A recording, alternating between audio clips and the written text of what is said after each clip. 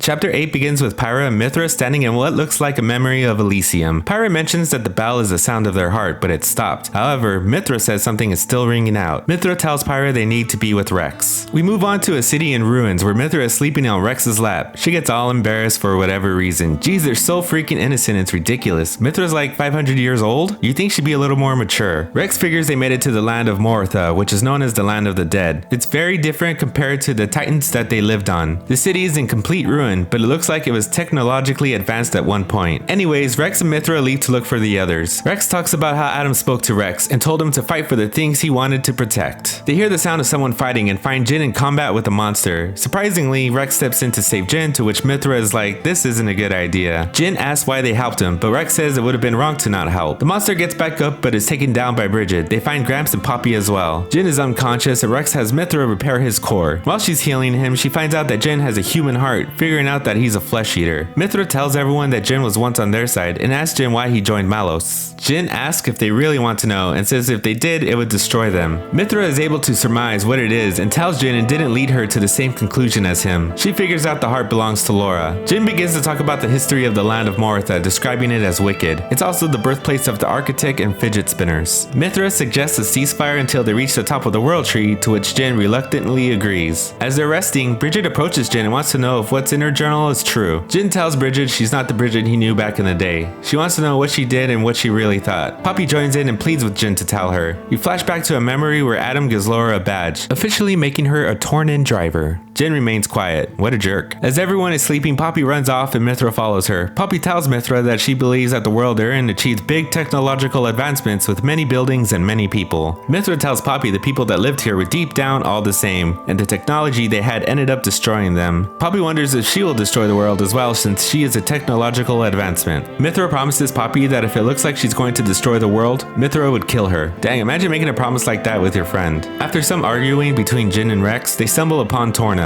Elsewhere we find Petroka, Mek, Akos, and Malos traveling through the Cloud Sea. They're able to make it out and arrive at the land of Mortha as well. Malos isn't impressed and tells them that humans used to live here, and that Alrest is going to suffer the same fate. Mek questions if Jin wants to destroy everything, like in everything.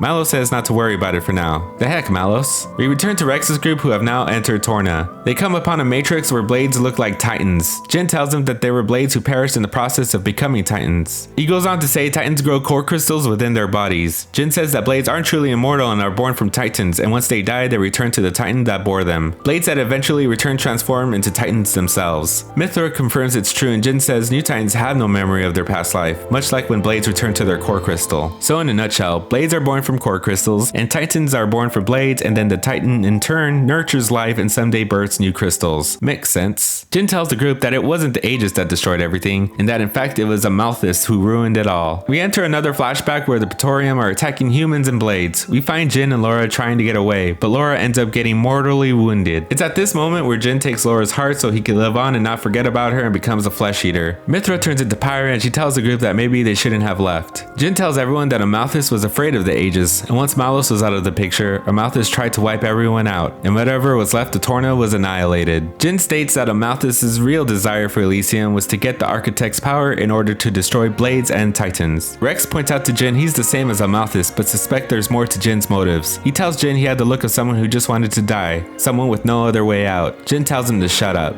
The monster notices the tension in the room and decides to step in. Just as Rex was about to attack the monster, the other members show up in time to help out. Everyone makes it out only to run into the Tornans. The Torna members are like, why is Jin with them? Akos receives an order not to attack the group. They end up trying to attack anyways, but Jin stops them. They pick up Jin and go ahead and leave the group. Whack. As Jin is leaving, he tells Bridget that she's still the same blade he met all those years ago. What a nice guy. Gramps tells Rex that Jin and Malos must be destroyed and that it's Mithra's and Pyra's unavoidable fate. Doesn't Rex realize he's falling behind the group? Meanwhile, Emperor Nile receives news that their Titan's temperature is increasing with its age. Time is running short for them and they must leave the Titan soon. The group witnesses the Great Void disappearing with the loss of Ophion. They finally approach an artificial tower where they take an elevator to go up. We cut to Jin in a glass case of emotion and exits. Malos tells Jin he can die when they're done with their mission. Jin then tells Malos he will keep his promise, and Malos tells him that he better not get sentimental. We return to the group who are traveling up the world tree. Rex talks about how Amalthus hates everyone and how he must have known that the Titans have been dying off over the last few centuries. Rex then recalls a time when he felt like he was talking to Malos when he was talking to Amalthus, and that they want the same thing. We now enter another memory, but this time of Amalthus when he was a child. His mother pushes him off a cliff, as with any mom should do with her child. He comes across a camp where he finds his dead mother. He picks up a rock to kill the human, the villain's origin story. In the next scene, we see Indol appear from the Cloud Sea and begin to attack the Marsanis. How the Marsanis is surviving this onslaught is beyond me. They begin to counterattack and engage the enemy forces. Jin and Malos meet up with Mick, who tells them he can drop them off at the boundary layer. Jin asks Mick to protect Laura. Jin gives the order to fire up the blade bots, and thus the battle begins. Inside the world tree, the group are surprised to see that everything inside is man-made. Nia asks the blades if they ever wanted to extend their lives. Bridget says the idea of living on without Morag does not appeal to her. Pandoria pretty much feels the same way about Zeke. Pyra wonders why she has to keep on living forever. However, it's different now due to meeting Rex and everyone else. She also seems content with the idea of being happy to close her eyes with someone special by her side. Aww. The group goes out to view the battle. Somehow all that firepower from Indel still hasn't destroyed the Tornan warship. That is one tough ship, I tell ya. We enter another memory of Amalthus standing by Malos. Malos destroys a huge army making their way towards them. Amalthus looks pleased. That sick Later on, Malos tells Amalthus he's peacing out. Since regaining full control of his powers, it doesn't matter if Amalthus dies, he'll just keep on living. Malos goes on saying he pretty much despises everyone, just like me, and is going to clear out the worthless, saying it's what Amalthus always wanted. Once Malos leaves, Amalthus plans on conducting a search for someone to use the other Aegis core in order to stop him. We return to the group being suppressed by Amalthus, who stole Fan's core crystal. He adds that's not all, and that it's his original primal power. Amalthus takes control of Siren and attacks the Tornan warship. He calls himself the Master Driver and possesses the power to command all blades. Patroka is worried she might go under his control as well, but Malos is like, don't worry about it, he's so cool.